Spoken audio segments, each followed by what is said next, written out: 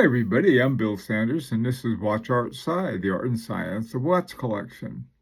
To me, one of the most important things in watch collection is really understanding your watch, especially the way the movement works, what makes it work better, what are problems with it, and so on and so forth.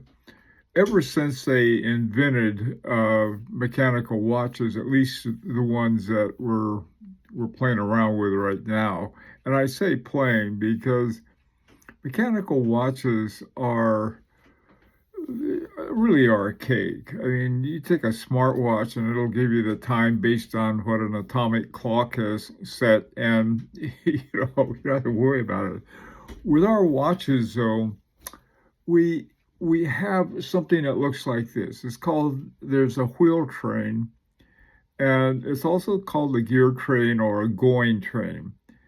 And let me just go over that quickly, and then I think if you probably already understand it already, but let me just go over it very quickly, and then I can talk about the ways of improving the flow of energy through this gear train and providing us with accurate time. At the very top of the train is the barrel, and the barrel contains the mainspring, and the mainspring provides all of the energy, the power, or more specifically, the torque that turns all of the gears that eventually turn the hands so that you can look at your watch and say, oh, I know what time it is. Okay, or I got to get my watch fixed. The first wheel, or the great wheel, sometimes called, is the barrel. There's another name for it. The center wheel, and it's also called the second wheel. These names are they're really a trip. Uh, the center wheel or the second wheel drives the minute hand, so that makes an entire rotation in an hour, and so with the minute hand pivoted on top of that, then it just goes around in an hour. The third wheel acts as a reduction wheel for the hour hand, and so the hour hand and the minute hand are what are called coaxial. They're on the same pivot. And there's really two parts for the pivot. There's the main one, and then there's a collar around it. And the collar is the one that the hour hand runs on, and the center one is the one that the minute hand runs on. The fourth wheel drives the second hand. Hope things don't get confused. The escape wheel unlocks the tension from the mainspring. Now remember, the mainspring, while it's wound, is providing all the torque, and so there's tension. And then the balance wheel locks and unlocks the escape wheel, and that's what makes everything go around. Now, the locking and the unlocking happens when you hear tick-tock. That's exactly what's happening. The balance wheel spins one way and then another. Tick-tock. Okay, so that's what we're dealing with. Now, somewhere in there, we're going to look at the ways in which watchmakers have attempted to make this smooth. We know that when the mainspring unwinds, any spring unwinds, the power in it changes. If you've ever had a toy that you wind it up and it runs around and then it slows down as the spring slows down.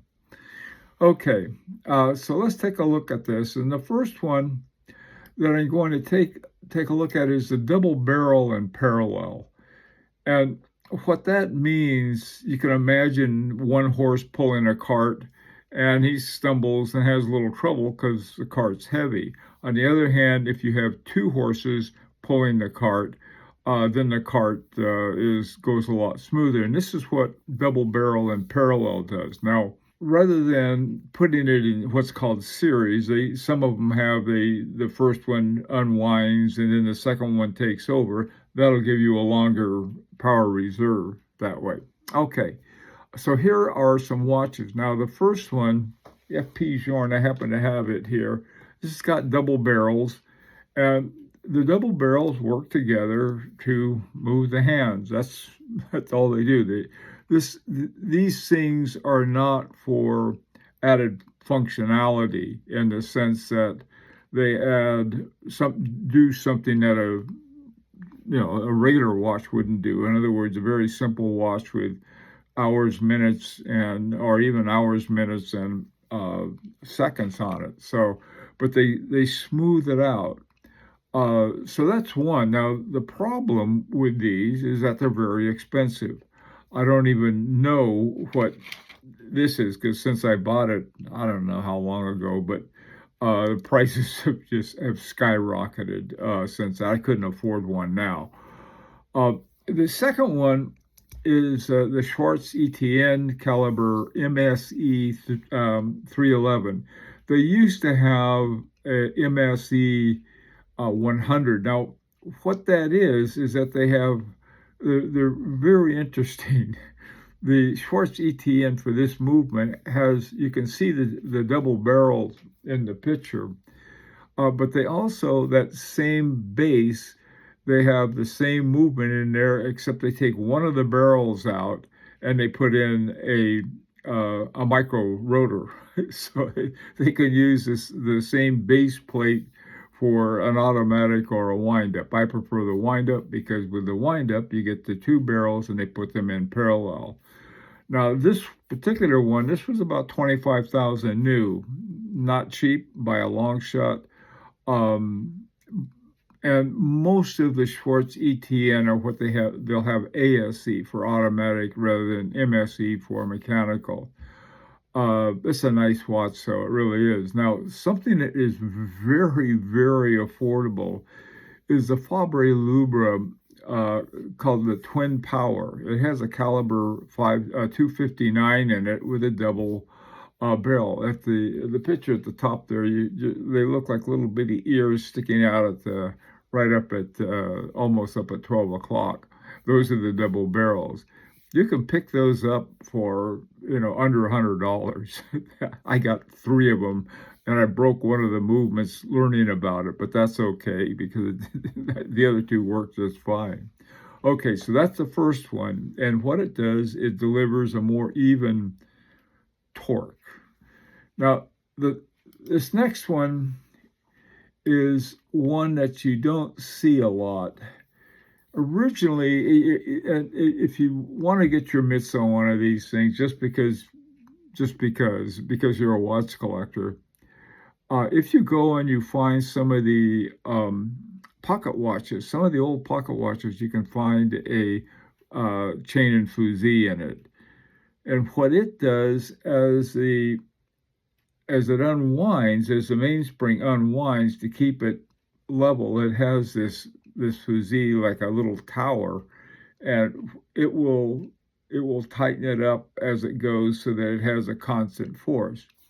Well, as you can imagine, that little tower that it has is going to make your watch fat. A new one by Romain Gauthier, he replaced the fusee with a snail cam. And what the snail cam does is really interesting. It works like a fusee. And the way a snail cam works, it goes around here, and then for the beginning, it goes down like that. And to me, it's a brilliant solution to the fatter fusee and chain. This one by Romain Gauthier, the logical one, these things, they're really expensive. They're easily over 100,000 Swiss francs. So I wish I could find an affordable one. And if you really want one that is affordable, you have to be probably looking at a pocket watch. Okay, this next one you can find in some places. A lot of people ask me why I liked a larger balance wheel and why I like lower frequencies. Well, one of the reasons with a larger balance wheel, you need a lower frequency for the tick-tock on it. And what is the purpose of having a big balance wheel, or in French again, the grand balancier, is the larger the balance wheel, it has more mass and therefore more inertia, which means that it's not destabilized as quickly as something small. And so there's reduced interference, and the increased inertia makes the balance wheel oscillations less sensitive to external factors such as shocks and rapid movements. So that's one thing, and it's a very simple one. And believe me, you can find them very, very affordable. Here are a couple ones. In the most recent Grand Prix, a watch by Raoul Pazes is called the RP2. And one of the things he talks about in the write-up about his watch, it has a big balance wheel, 12.5 millimeters. And he said it was inspired by marine chronometry. Now, marine chronometry isn't a diver or anything like that. It has to do with the chronometers that they develop for seafaring, especially John Harrison, the English watchmaker, and he's a big hero, really, among a lot of watchmakers. Okay, recently there was something that was called the Zenith caliber 135, and there was Cartier Voutier along with Zenith and Phillips. Phillips is the auctioneer, the auction house. They came out with something that was called the Zenith caliber 135 Observatory. Observatory is for observatory, which is what the chronometer is based on. They take it to an observatory and see how it fits in with the movement of the planets. That's where we got our first COSC. And what they did, they took this older caliber called the caliber Zenith caliber 135, and I guess they redid it. They remade one, especially with Cartier Voutier working on it, and they put this watch together.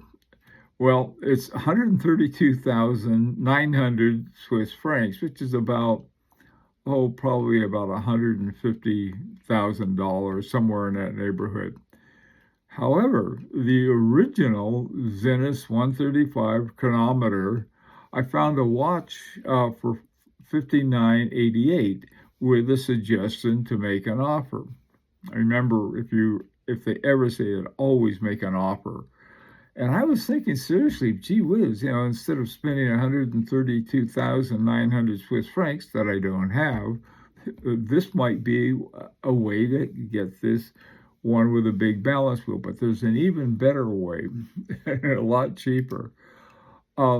There's a movement called the Unitas ETA 6498-1. There's the 98 is for the small seconds down at 6 o'clock. There's another one called the 6497, and the small seconds is over at 9 o'clock. So, but it's pretty much the same one. Now, the balance wheel on this one is 14.05 millimeters. Now, the one that Raoul Pagès had was 12 millimeters. So this is a good size millimeter and a very familiar one, and it's very easy to get. There's even, if you really want to save bucks on the thing, for about $25, you can get what's called this is a Chinese version of it.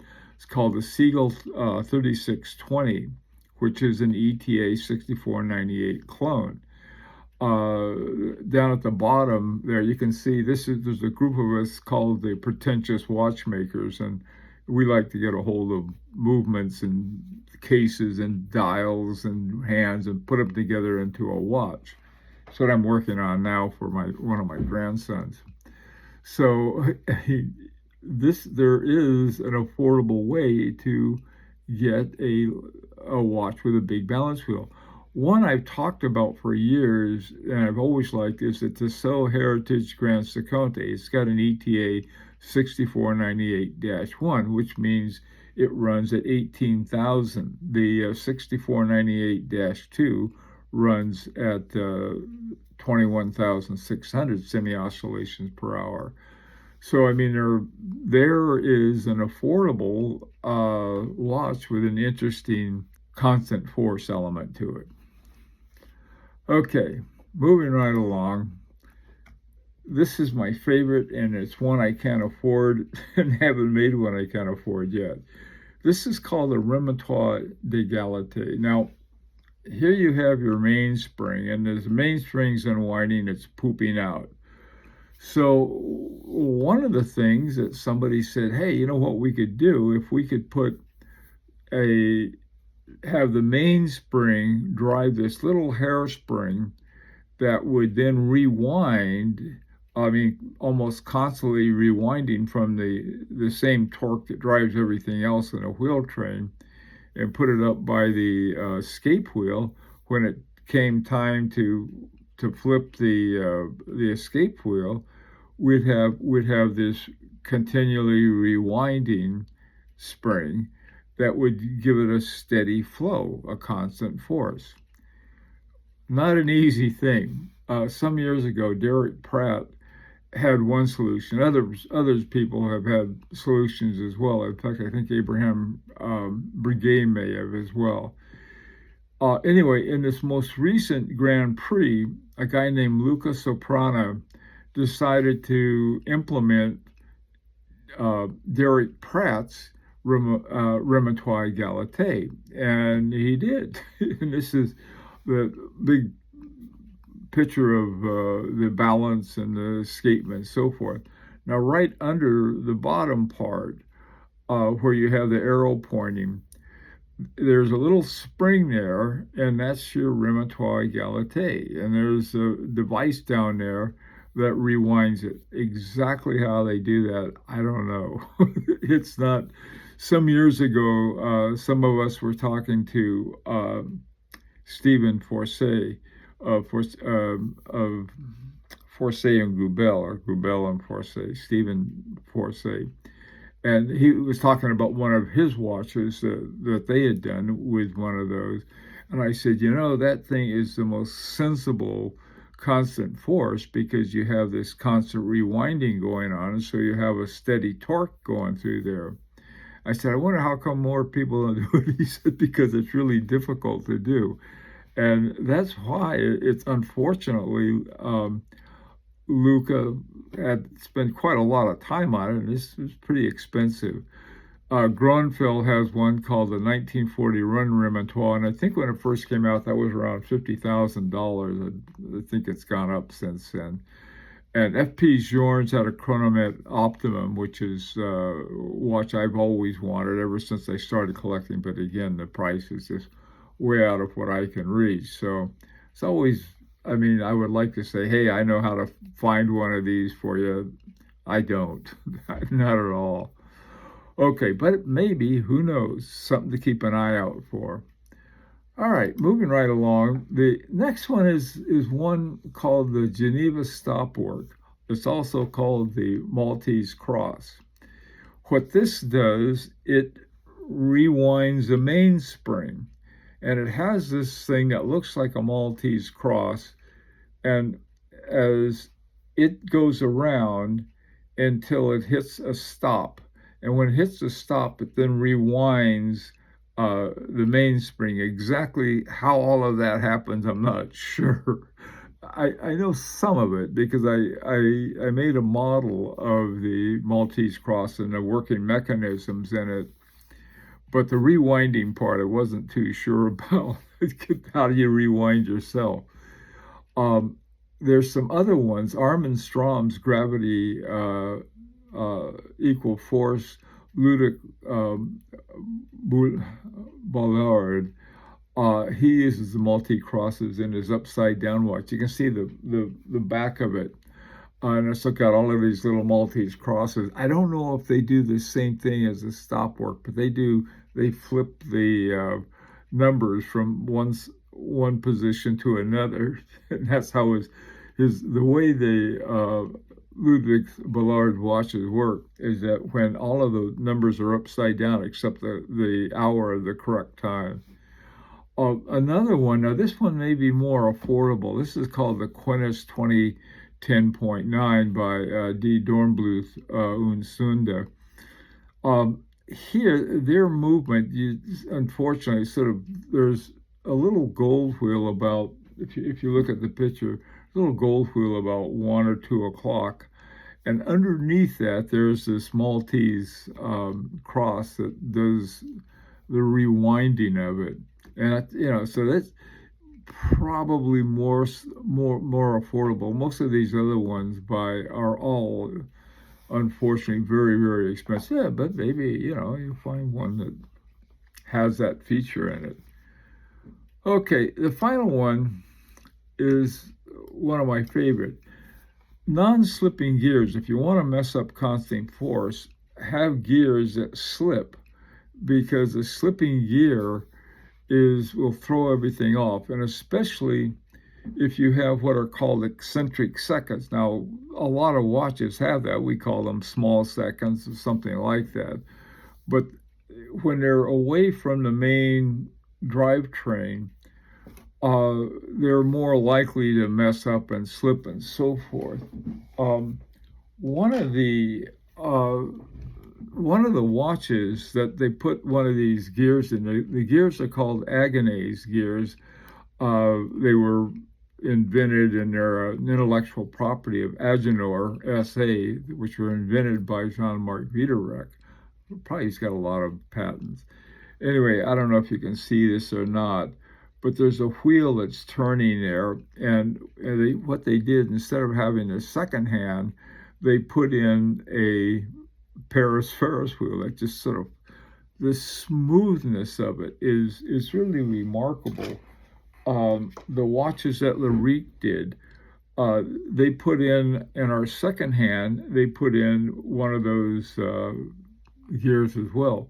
The gear that was used is really sort of fun. There was a watch that was done on star-crossed levers. It was a woman's watch, and they had this bridge and all of this other stuff.